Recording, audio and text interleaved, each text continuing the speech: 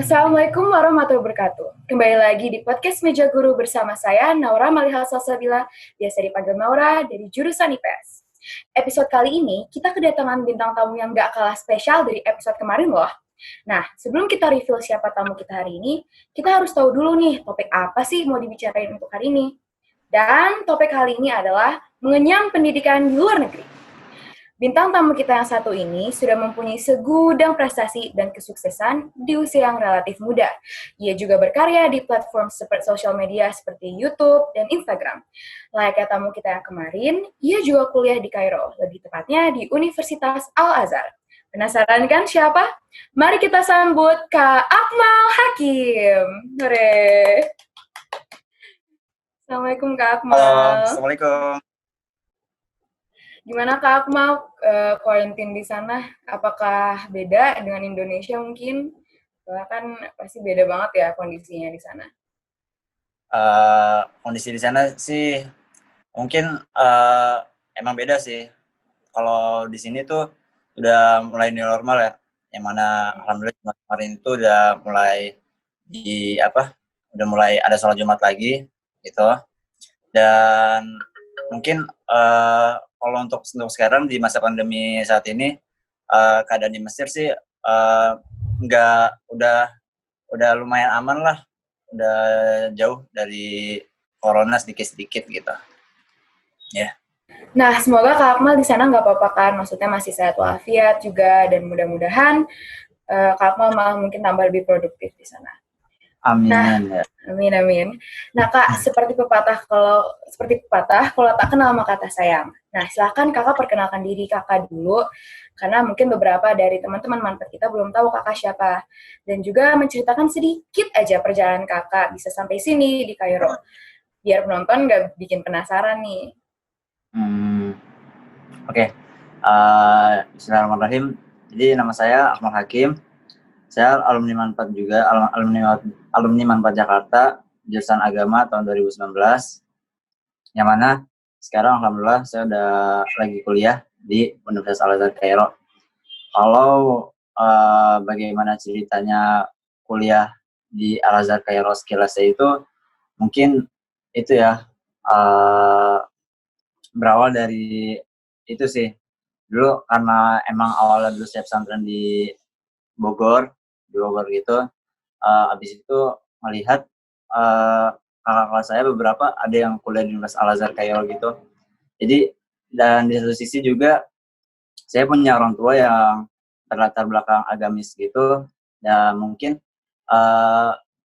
merupakan jadi salah satu alasan saya lah kenapa saya memilih Universitas Al-Azhar Kairo, yang mana di satu sisi itu untuk membahagiakan orang tua saya juga yang berlatar belakang agamis dan ingin lebih tahu agama gitu, supaya nggak kaget atau enggak kita punya pegangan untuk menghadapi dunia yang ibaratkan yang lumayan bebas lah untuk saat ini. Nah Kak, dari info yang aku dapat nih, Kakak tuh punya akun YouTube juga ya, yang Jeun Project, apakah benar? Yeah.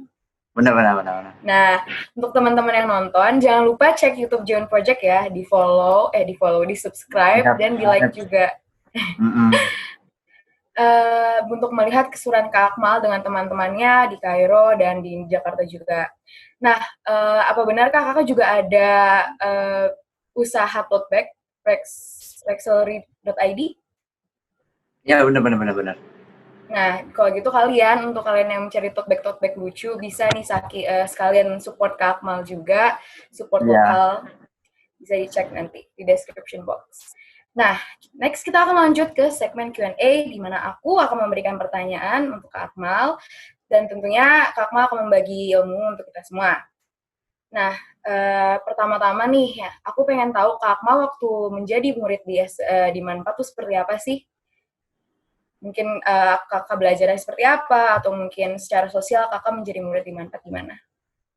Oh iya, jadi sebenarnya kalau ketika aku masih belajar di Manfaat, di siswa Manfaat, itu sebenarnya nggak ada hal-hal yang berlebihan sih. Cuma emang aku tuh orangnya tuh kayak udah punya prinsip kalau aku tuh harus bisa segala sesuatu apa yang aku hadapi sekarang gitu. Karena walaupun dulu sebenarnya aku tuh nggak pengen masuk jurusan agama dulu sebenarnya, masuk jurusan agama. Dulu aku malah lebih pengen masuk ke IPS. Cuma karena awal-awal tuh orang tua aku nyuruh aku masuk jurusan agama gitu, ya udah namanya juga ridho Allah dan di ridho orang tua kan. Ya udah saya jadi mau tuh masuk jurusan agama gitu. Walaupun sebenarnya nggak terlalu saya minati banget, cuma ya gitu ketika saya udah ada di suatu tempat gitu, saya mau nggak mau saya harus bertekad untuk menjadi yang terbaik gitu di apa yang saya hadapi itu. Jadi mendengar-dengar habis itu ada yang namanya jalur SNMPTN gitu, ya udah saya setiap ujian atau setiap belajar itu ya mau nggak mau nilai saya harus bagus gitu, harus bagus bagus bagus supaya nanti karena kalau misalkan nilai bagus itu kan nanti pas lagi di SNMPTN-nya mudah. Makanya ya udah belajar sungguh-sungguh aja terus berusaha nilai yang terbaik, jangan sampai ada jangan ada pikiran. Kadang ada beberapa yang punya pikiran kayak udah nggak apa-apa awal-awal males-malesan terus nanti progresnya baik aja. Daripada kayak gitu, selama kita masih bisa menjadi yang terbaik terus, kenapa harus nunggu dari bawah dulu gitu. Jadi Itu aku aja. rekap sedikit, Kamal tuh walaupun bukan passion di agama, tapi tetap berusaha untuk menjadi yang terbaik. Karena menurut Kamal itu udah ridho Allah, udah jalan Allah, juga untuk menyenangkan orang tua kan. Iya. Keren banget sih. Nah, untuk pertanyaan selanjutnya, gimana sih Kak rasanya mengenyam pendidikan di luar negara sendiri? Ada kesulitannya, atau bahkan keuntungannya, atau bahkan ada hal-hal yang kakak nggak expect gitu bisa terjadi? Kalau rasanya sih pasti senang ya, rasanya senang karena secara dulu juga saya pengen banget gitu ke luar negeri dan alhamdulillah benar-benar Allah wujudinnya itu untuk wujud saya ke luar negeri itu dalam rangka kuliah gitu. Dan tapi walaupun di satu sisi senang itu, mungkin yang agak beratnya itu kita punya tanggung jawab gitu. Tanggung jawab apa? Karena kita untuk kuliah di luar negeri ini tuh udah bukan mewakilin sekolah kita lagi, udah bukan bawa nama sekolah kita lagi, tapi udah bawa nama Indonesia gitu. Gimana kita bisa membawa nama baik Indonesia, memberitahu ke orang-orang luar kalau uh, ini bangsa Indonesia, anak-anak Indonesia itu anak-anak unggul loh, gitu segala macam. Jadi itu juga sih. Jadi kadang ada orang bilang kalau misalnya kuliah di luar negeri enak, enggak, sebenarnya sama aja sama yang kuliah di Indonesia. Kita juga bahkan punya tanggung jawab yang lebih gitu karena ketika kita pulang di Indonesia nanti ditanya kan, kamu udah dapat apa aja di sana, udah ngapain aja gitu. Secara kan kita hitungannya udah perwakilan dari Indonesia untuk bisa mengambil ilmu-ilmu yang ada di luar sana gitu loh. Dan untuk kesulitan sih mungkin untuk awal-awal sih bahasa ya, karena yang saya tidak ekspektasi itu ternyata kalau di sini itu ada 2 bahasa Arab gitu, ada 2 bahasa Arab. Wow. Jadi pertama yang saya kira bahwa ada cuma satu bahasa yang kita pelajari di Manfaat atau di Indonesia, ternyata ada 2 bahasa. Jadi antara bahasa sesama orang Mesir itu ada namanya bahasa Amiyah dan untuk pembelajaran itu namanya bahasa Arab Fusha gitu. Dan orang Arab sendiri tuh nggak ngerti ya yang namanya bahasa Arab Fusha gitu, yang orang-orang yang tidak berpendidikan. Jadi ya kita mau nggak mau kalau misalnya kita udah di sini, mau nggak mau kita harus bisa belajar dua-duanya gitu. Terus apa lagi? Mungkin hal-hal yang membuat kakak sadar oh ini beda sekali dengan Indonesia gitu mungkin. Kurang lebih sih sama sih lingkungannya, karena untuk di Mesir sendiri itu mahasiswa Indonesia itu hampir 7.000 sampai 8.000-an. dari S1 sampai S3-nya. Wow, Jadi banyak juga ya. iya, jadi kalau kamu misalkan kamu ada kesempatan di sini, itu tuh pasti misalkan kamu udah di Kairo nih, kamu jalan itu pasti nggak asing gitu ngeliat orang Indonesia, orang-orang Asia itu tuh banyak banget. Gitu. Jadi mungkin kalau misalkan yang bedanya itu mungkin dari dari budayanya aja ya, dari budayanya. Misal kalau di sini tuh kita tuh nggak boleh jongkok gitu karena jongkok itu di sini aib gitu. Terus mungkin yang perbedaan-perbedaannya itu kalau misalkan di orang-orang Mesir itu mereka tuh bentuk ngomongnya itu kayak nadanya tinggi gitu loh, tinggi gitu. Kayak misalkan nih, kalau misalkan aku pernah kayak lagi beli makanan dulu pas lagi awal-awal tuh sempet kaget gitu kan, pakai bahasa Amia juga karena aku waktu itu masih belum ngerti banget. Biasanya kan kalau orang Indonesia bilangnya gini kan, bang beli makanan gitu. Dia kalau orang Mesir kayak gitu kita ngomong kayak gitu kurang denger gitu. Ya kita harus lebih tinggi lagi ngomongnya. Bang mau beli makanan bang gitu. Kalau misalkan kayak cuma misalnya pakai bahasa Arab ya, ya anais deh gitu. Itu enggak, dia kurang kurang dengar. Bahkan kayak kita tuh suruh kencengin lagi suaranya gitu. Ya ampun, anais ini, anais dah, dikam dah gitu. Kita harus kenceng pokoknya.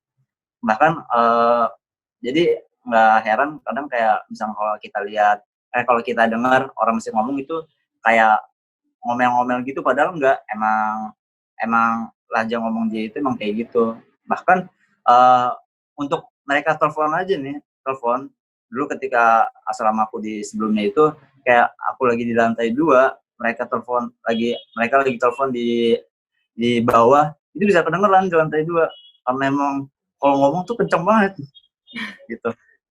Bedanya di situ sih, di budayanya. Nah, kan Kalau tadi kakak bilang awal-awal itu masih ada kesulitan dengan bahasanya ya, karena kakak juga nggak expect kalau ada dua bahasa.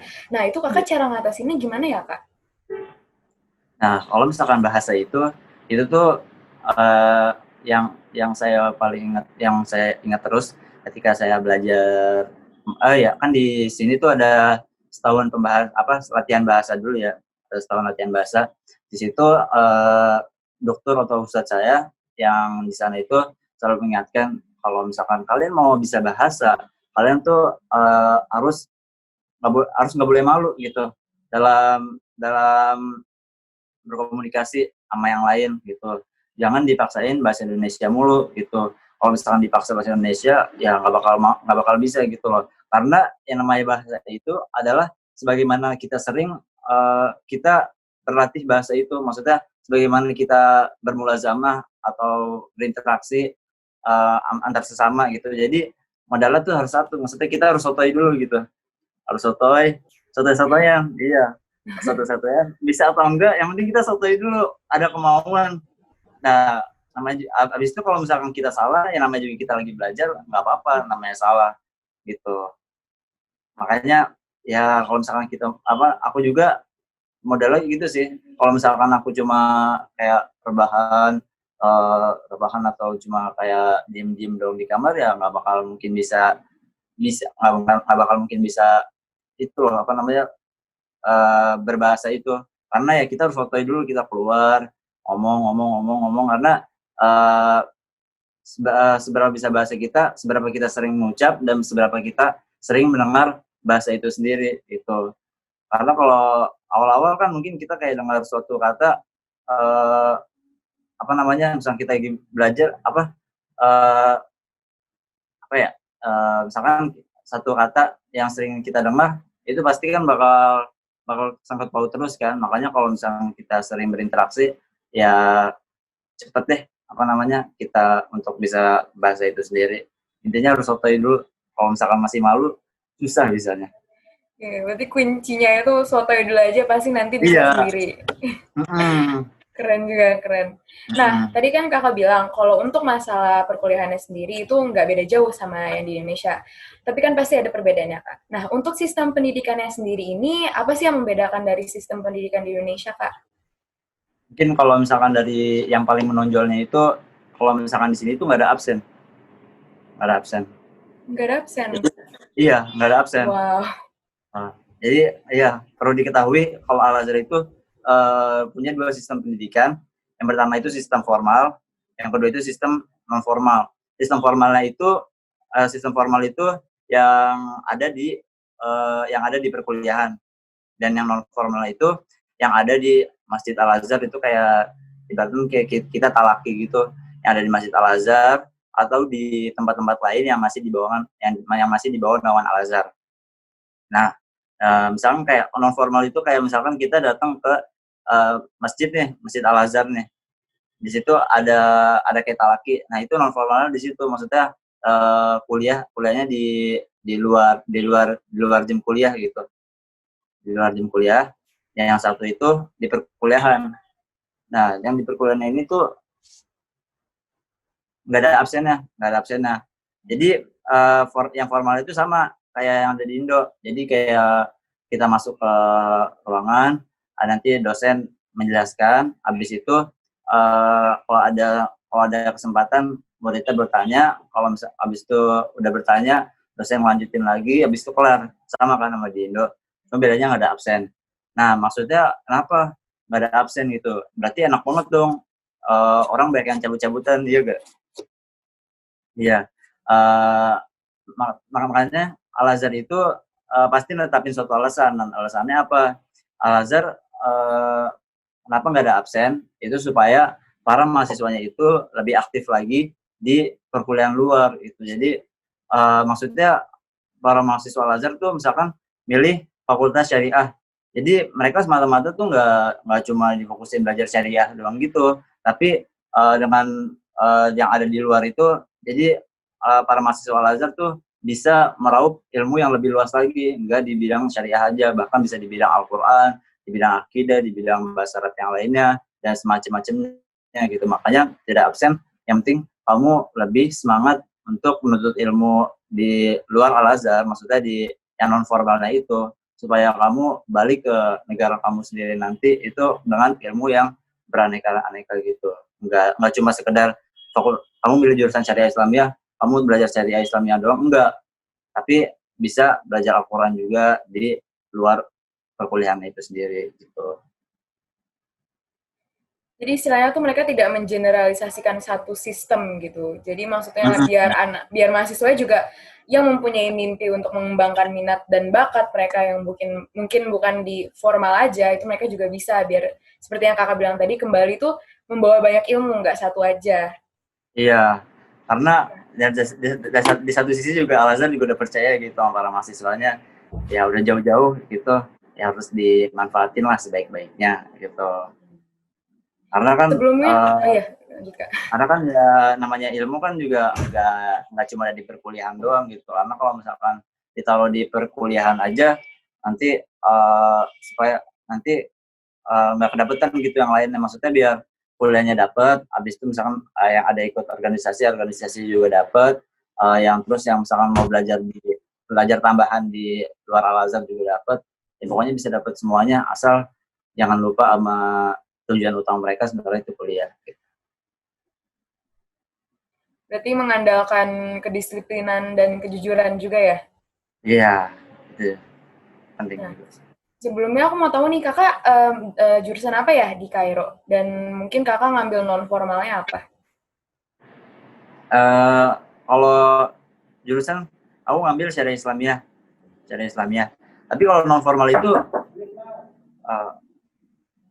jadi kalau untuk non formalnya itu kita nggak nentuin gitu. Maksudnya non formal itu nanti bentuknya itu kayak Al-Azhar tuh nyediain jadwal belajar, misalkan jadwal belajar Al-Quran hari ini sekian, hadis hari ini sekian. Jadi kita tuh asal datang aja gitu. Kalau misalnya kita mau belajar, datang gitu. Kayak misalkan kita mau belajar Al-Quran nih, oh kita lihat Facebook Al-Azhar ada jadwal belajar Al-Quran nggak? Oh ada nih hari Senin jam sekian. Oh kita langsung datang ke masjidnya, kita belajar gitu. Jadi kalau non formal itu ya semau kita gitu. Maksudnya kita pengennya belajar apa, nanti kita datang ke perkuliahan itu. Kalau misalkan yang tetapnya itu yang di perkuliahan, aku menjadi jurusan syariah Islamiyah, ya di perkuliahan itu belajarnya syariah Islamnya terus-terusan. Wow. Nah, kakak ke Kairo ini itu atas kemauan orang tua kah? Atau atas kemauan kakak sendiri? Mungkin karena kakak sudah akhirnya terjun dalam dunia peragamaan, jadi kakak merasa, oh ya udahlah sekalian full out, dan akhirnya kakak termotivasi untuk ngejar ke Kairo. Atau mungkin masih ada campur tangan orang tua? Kalau mungkin enggak sih, kalau misalkan untuk kuliah luar negeri sih itu benar-benar pure dari diri saya sendiri gitu. Karena saya ngelihat itu kan apa namanya, yang tadinya kan keluarga saya kan rata-rata kayak kuliah di Indo gitu kan. Ya saya pengen aja gitu, pengen nyoba sesuatu yang lebih dari apa yang ada di keluarga saya gitu juga. Karena di satu sisi juga saya emang kepo juga apa dalam dunia di dalam keagamaan gitu juga, dan juga ada takut tersendiri gitu loh kalau untuk menghadapi dunia yang lumayan bebas gini gitu. Kayak aku tuh harus ada pegangan dulu gitu, harus ada agama yang kuat gitulah. Dan emang di Indo juga agamanya bagus, cuma aku tuh tipe orang yang kayak kalau belajar itu tuh harus ada kayak tekanannya gitu. Maksudnya tekanan gimana, misalkan contohnya aku kuliah di Universitas Al-Azhar Kairo, aku tuh tekanannya maksudnya aku tuh udah jauh dari orang tua gitu, otomatis ya tingkat belajar itu harus lebih digenjot lagi lah, harus lebih kuat lagi. Beda halnya misalkan di Indo kan kayak daya semangat buat tekanannya itu nggak seketekan, nggak sekencang ketika di luar negeri gitu. Pokoknya kalau di luar negeri kan kepikiran kayak, oh udah ada orang tua yang nunggu di rumah, jadi belajar nggak boleh rebahan terus segala macem. Ya pokoknya lebih semangat gitu deh. Dan di satu sisi juga aku pengen banget yang namanya ngafal Al-Quran kan. Yang mana satu sisi juga orang tua kan juga udah mulai bertambah terus usianya lah. Dan aku juga pengen banget kayak ngasih kado yang terbaik buat orang tua gitu, buat sekolah nanti. Dan bisa sih ya sebenarnya emang ngafal di Indonesia. Cuma ya gimana ya, tau lah kalau misalkan di Indonesia tuh ya banyak godaan gitu.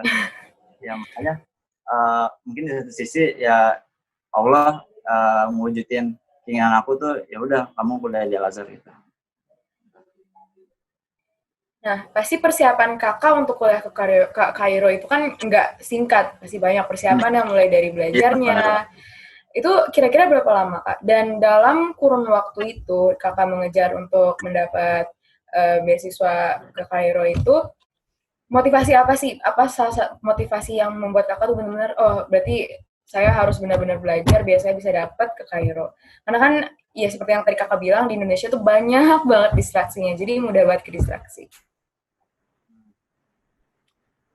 Kalau itu sih ya kalau aku sih emang pasti udah megang banget apa namanya, udah yakin banget lah yang namanya kalau misalnya kita ingin sesuatu hasil itu kita harus rumusnya itu kan usaha plus doa sama dengan hasil kan. Makanya itu ketika aku kelas 12 itu ya aku percaya aja gitu sama apa kalau misalnya kita udah usaha, kita udah doa, pasti hasilnya akan ada gitu. Walaupun saingan aku itu adalah anak-anak yang notabene itu dari pondok pesantren kan. Yang notabene dari pondok pesantren. Ya udah, dulu tuh kalau aku ngeliat usaha tuh aku kayak gimana, kayak dulu tuh aku ngeliat kan kayak kalau misalkan anak-anak yang dari IPA IPS itu kan kayak bimbelnya giat gitu kalau udah kelas 12. Itu sampai kalau aku lihat teman-teman aku yang IPA IPS tuh, ya Allah ini pada pagi belajar di manfaat sampai jam 4, habis itu mereka kelas sampai malam gitu segala macam. Itu benar-benar usahanya tuh kayak nyata banget gitu kelihatan. Kayak aku nggak mau kalah juga gitu, walaupun kayak les bahasa Arab gitu jarang gitu, aku inisiatif sendiri kayak bilang ke Ustadz Isdian, Ustadz saya pengen dong ada bimbel bahasa Arab di sini, Ustadz bisa nggak kayak bantu cariin gurunya. Habis itu Ustadz Isdian nyariin gurunya yang sampai jadi aku kayak bikin bimbel sendiri gitu di Manfaat.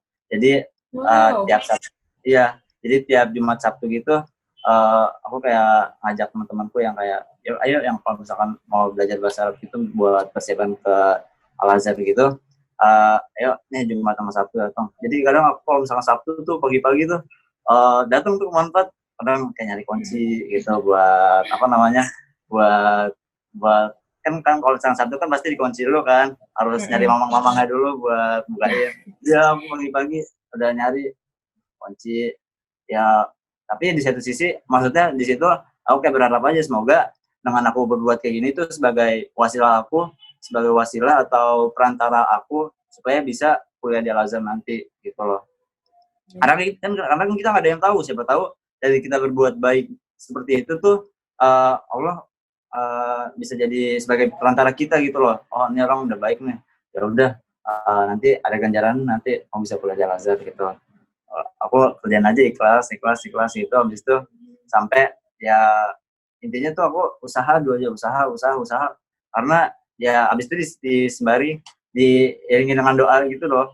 Jadi aku setiap kalau misalkan ketemu guru, misalkan guru nanya, kamu mau kuliah di mana? Aku langsung jawab, Insya Allah Bu, di Universitas Al-Azhar, doain ya Bu. Ya, sekarang ketemu sama siapa lagi? Di mana? Universitas Al-Azhar, doain. Karena kita kan nggak ada yang tahu.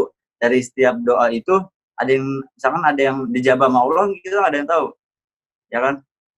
Betul.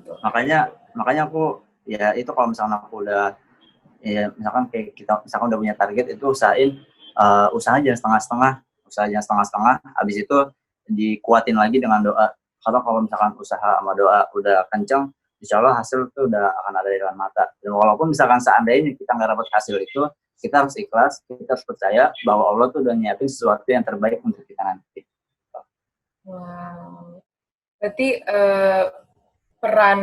semua ridho, kita harus meminta semua ridho orang ya Kak, mulai dari guru, tentunya orang tua juga, bahkan mungkin teman-teman kakak juga kakak juga minta doanya kan.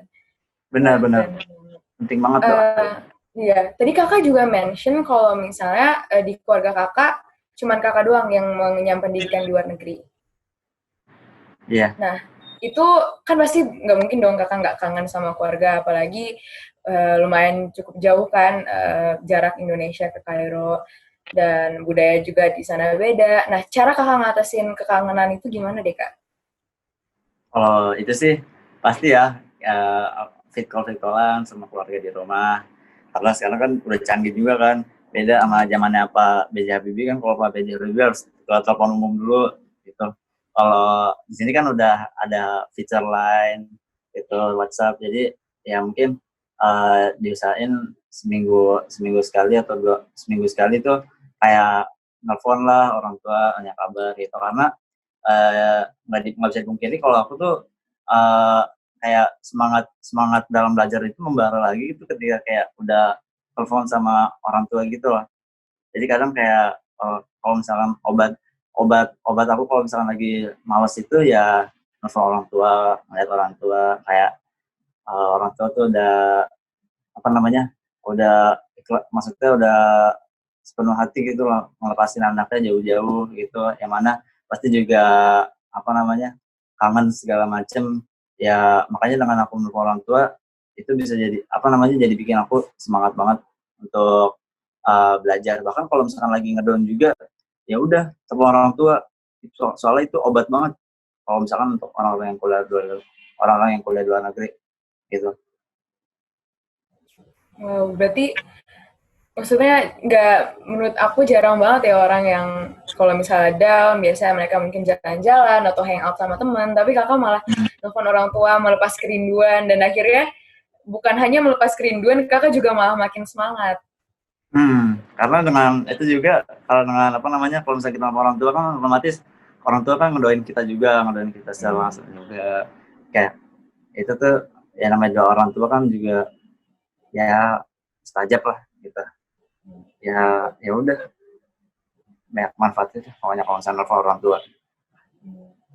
Nah, tadi kan kakak bilang kalau persiapan ke Kairo juga maksudnya ekstra banget sampai bahkan bangun bimbel sendiri di Manfaat. Nah, untuk tips and trick masuk universitas luar negeri itu gimana ya Kak? Atau mungkin tips and trick untuk belajar masuk universitas luar negeri? Kalau pertama sih mungkin kalian cari tips and trick kuliah luar negeri. Ya pertama kalian cari informasi sebanyak-banyaknya kan. Cari informasi sebanyak-banyaknya tentang universitas yang kalian ingin gitu. Universitas yang kalian ingin, kira-kira belajar itu kayak gimana sih di sana, kira-kira cocok gak sih sama kita di sana, entah dalam segi makanan, kadang kan juga makanan kan juga penting kan, maksudnya entah kita bagaimana kita beradaptasi di sana, kira-kira cocok gak sih kita di sana, kira-kira tesnya apa aja gitu. Jadi cari informasi sebanyak-banyaknya kalau misalnya kita mau keluar negeri. Nah habis itu tentu dong kayak kita usaha semaksimal mungkin belajar, karena tahulah kalau misalnya namanya juga kalau misalnya keluar negeri kan saingan kita kan si Indonesia juga kan untuk bisa kuliah luar negeri itu. Jadi nggak bisa lah kita kayak mau bermalas-malasan terus, karena kan banyak orang bilang kalau misalkan kita lagi bermalas-malasan itu banyak ratusan orang, ribuan orang, puluhan ribu, ratusan ribu bahkan lebih itu lagi berusaha serajin-rajinnya untuk mengalahkan kita gitu. Jadi yang pertama cari informasi sebanyak-banyaknya, yang kedua itu belajar dengan giat gitu, dan yang ketiga itu usahain kita daftar di nggak daftar di satu universitas doang gitu. Maksudnya kita daftar di entah di 5 atau bahkan lebih gitu, karena dengan kita daftar di 5 universitas luar 5 universitas atau lebih universitas luar itu kayak bisa makin bisa persentase kita bisa untuk keluar dari luar negeri itu lebih tinggi gitu loh. Oke. Kita semua sudah mendengar sedikit dari perjalanan Kak Akmal dari Kakak masih murid di Manfaat Jakarta hingga Kakak menjadi mahasiswa yang keren banget di Kairo ini. Untuk Kak Akmal, apakah ada hal yang ingin disampaikan untuk para pelajar di luar sana yang mungkin bercita-cita sama, yaitu untuk mengenyam pendidikan luar negeri khususnya di Kairo, seperti Kakak sekarang? Ya, kalau pesan-pesan sih terus semangat ya belajarnya, jangan itulah, jangan pernah nyerah gitu. Habis itu ya yakin aja gitu, ngelakuin yang terbaik, terus giat. Pasti kalau misalnya kita udah usaha keras, pasti Allah nggak bakal biarin hambanya itu ya begitu aja gitu. Pasti Allah ngasih hasil ke satu hamba itu sesuai apa yang dia kerjakan gitu. Yang kalau untuk motivasi luar negeri sih ya itu sih, kayak kalian harus tahu kalau misalkan kuliah luar negeri itu buat kita bisa makin mandiri gitu, karena hidup kita di sini tuh udah jauh dari orang tua kan, nggak bisa lah, maksudnya kayak dikit-dikit ngandelin orang tua gitu nggak bisa. Otomatis kayak kalau misalkan kita beli makanan mulu kan kita tekor juga kan, makanya mandiri, entah dalam di rumah kita jadi rajin masak segala macam, atau belajarnya juga makin ada inisiatif sendiri gitu untuk kuliah di luar negeri.